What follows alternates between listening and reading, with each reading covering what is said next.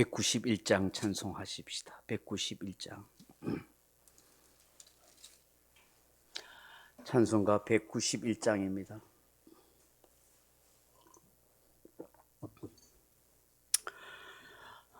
찬송가 191장입니다. 내가 매일 기쁘게 순례의 길 행하면 주의 팔이 나를 안보하며 내가 주의 큰 복을 받는 참된 비결은 주의 영이 함께함이라. 성령이 계시네 할렐루야 함께 하시네. 좁은 길을 걸으며 밤낮 기뻐하는 것 주의 영이 함께 함이라. 전에 죄에 빠져서 평안함이 없을 때 예수 십자가의 공로 힘입어 그 발 아래 엎드려 참된 평화 얻음은 주의 영이 함께함이라. 성령이 계시네 할렐루야 함께 하시네. 좁은 길을 걸으며 밤낮 기뻐하는 것 주의 영이 함께함이라. 나와 동행하시고 모든 염려 아시니 나는 숲의 새와 같이 기쁘다. 내가 기쁜 마음으로 주의 뜻을 행함은 주의 영이 함께함이라. 성령이 계시네 할렐루야 함께 하시네. 좁은 길을 걸으며 밤낮 기뻐하는 것 주의 영이 함께함이라. 세상 모든 욕망과 나의 모든 정욕은 십자가에 이미 못을 박았네. 어두운 밤이 지나고 무거운 짐 벗으니 주의 영이 함께함이라. 성령이 계시네 할렐루야 함께 하시네. 좁은 길을 걸으며 밤낮 기뻐하는 것 주의 영이 함께함이라. 아멘. 하나님 말씀은 요한복음 16장 12절로 15절 말씀 같이 읽겠습니다. 요한복음 6장 12절에서 15절 말씀을 같이 읽습니다. 6장 12절입니다. 내가 아직도 너희에게 이를 것이 많으나 지금은 너희가 감당하지 못하리라. 그러나 진리의 성령이 오시면 그가 너희를 모든 진리 가운데로 인도하시리니 그가 스스로 말하지 않고 오직 들은 것을 말하며 장래일을 너희에게 알리시리라. 그가 내 영광을 나타내리니 내 것을 가지고 너희에게 알리시겠습니다. 무릇 아버지께 있는 것은 다 내 것이라. 그러므로 내가 말하기를 그가 내 것을 가지고 너희에게 알리시리라 하였노라. 아멘. 사랑하는 성도 여러분, 예수님께서 계속해서 성령님에 대해서 말씀을 하십니다. 아직 성령에 대해서 이해가 부족하고 깊이 깨달음을 갖지도 못하고 또 체험하지도 못한 이 제자들이기에 예수님이 하시는 모든 말씀을 다 수용하기나 또 이해하기가 어려울 것입니다. 그래서 예수님께서 오늘 본문 12절에 뭐라고 말씀하십니까? 내가 아직도 너희에게 이를 것이 많으나 지금은 너희가 감당하지 못하리라. 그렇게 말씀합니다. 예수님께서 제자들에게 더 많은 것을 가르쳐 주고 또 말씀하시고 싶은 것 있습니다. 그런데 이 제자들이 감당할 수가 없다는 거예요. 여기 감당하다 하는 말이 바스타조 하는 말인데 원래는 무거운 짐을 어깨에 지고 운반하다 이런 뜻입니다만은 견뎌내다, 감당하다 이런 뜻으로 하지만 상징적인 의미로 뭐냐면 깨닫다, 이해하다 하는 의미입니다. 그야말로 지금 제자들에게 예수님이 하시는 말씀을 다 이야기하면 이 제자들의 이 용량으로는 못 감당하는 거예요. 그래서 지금 너희들 다 이야기해봐야 다 못 깨닫는다. 못 깨닫는다. 예수님께서 이 제자들에게 더 많은 진리, 더 깊은 말씀을 하고 싶지만 이들의 어떤 지적인 능력이라든지 수용할 수 있는 마음이 제대로 되지 못하기 때문에 다 깨달을 수 없기 때문에 지금 너희에게 이야기하지 않겠다. 그런데 진리의 성령이 오시면은 어떻게 한다고 말씀하세요? 이 진리의 성령이 오시면 너희들이 정말로 깨닫게 되고 모든 것을 알 수 있게 된다는 것입니다. 그래서 여러분 뭐라고 말씀하세요? 13절에 그러나 진리의 성령이 오시면 그가 너희를 모든 진리 가운데로 인도하시니니. 첫째로 어떻게 한다고요? 진리 가운데 인도하신다는 거예요. 성령께서 진리를 가르쳐주고 성령께서 너희들을 깨닫도록 역사해 줄 거라는 것이죠. 여러분 사람은 있잖아요. 자기가 가지고 있는 기능이나 재능이나 지적인 능력이 한계가 있어요. 그렇잖아요.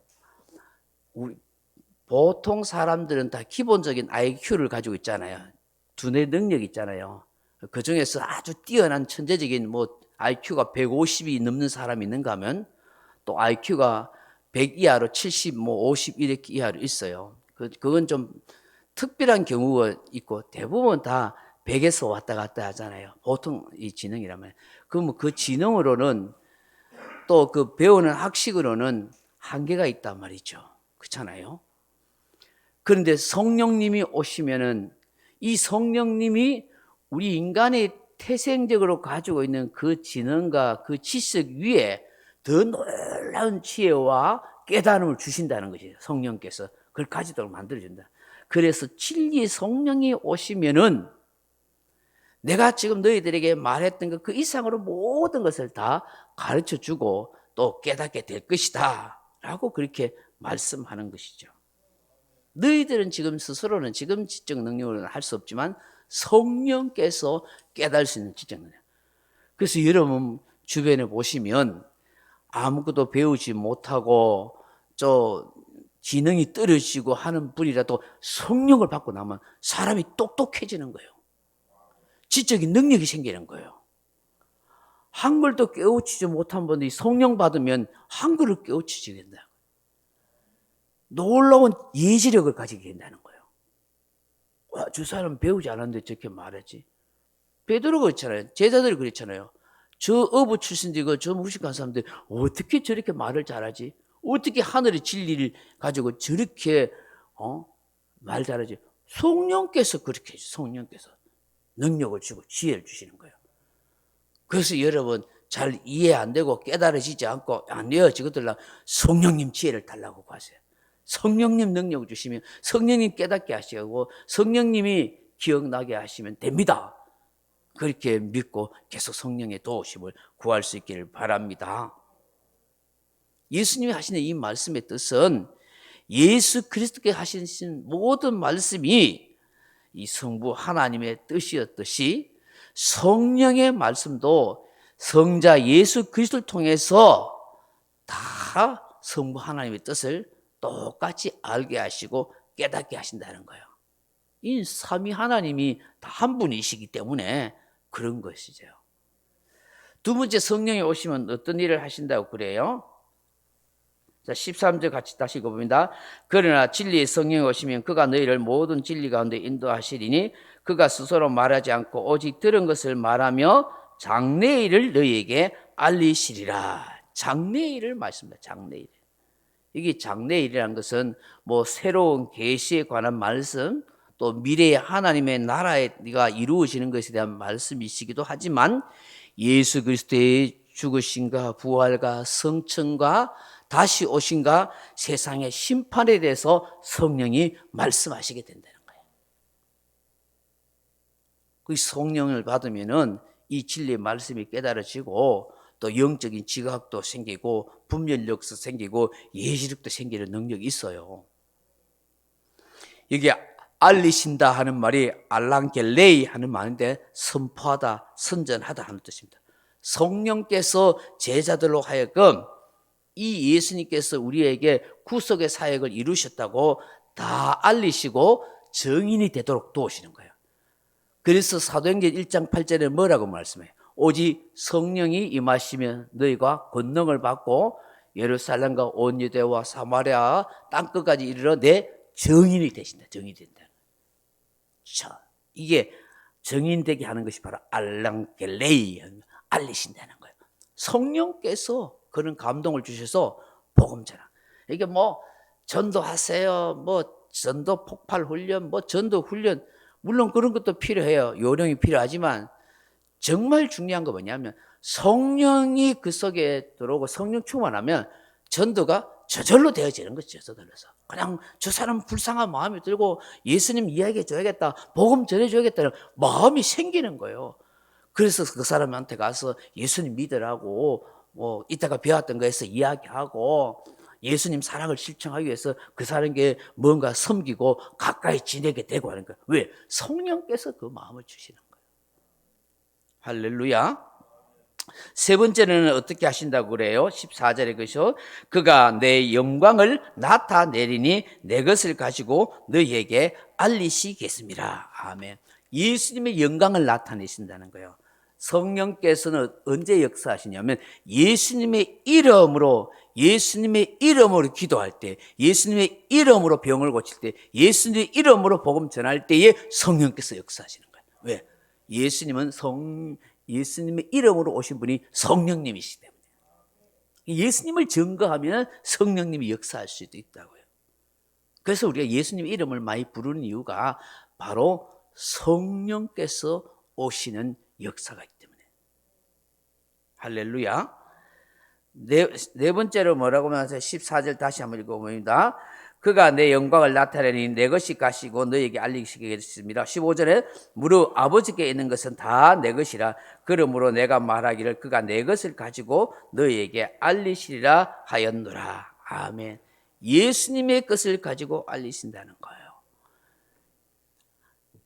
예수님 말씀하시기를 아버지의 것이 다 내 것이다. 아버지께서 내게 주신 것이다. 이는 성부 하나님과 성자 하나님과 성령 하나님이 동일하시고 하나가 되시는 분이라는 거예요. 이 삼위 하나님이시라는 거예요.